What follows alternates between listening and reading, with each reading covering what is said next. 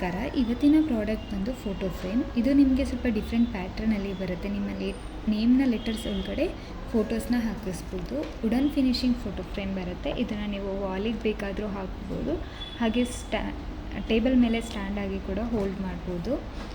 ಬರ್ತ್ಡೇಗೆ ಆ್ಯನಿವರ್ಸರಿಗೆ ಕೂಡ ಗಿಫ್ಟ್ ಆಗಿ ಕೊಡ್ಬೋದು. ಇದ್ರ ಬಗ್ಗೆ ಡೀಟೇಲ್ಸ್ ಬೇಕು ಅಂದರೆ ಕೆಳಗಡೆ ಡಿಸ್ಕ್ರಿಪ್ಷನಲ್ಲಿ ನನ್ನ ನಂಬರ್ ಹಾಕಿರ್ತೀನಿ, ಕಾಂಟ್ಯಾಕ್ಟ್ ಮಾಡಿದ್ರೆ ಡೀಟೇಲ್ಸ್ ಸಿಗುತ್ತೆ. Thank you.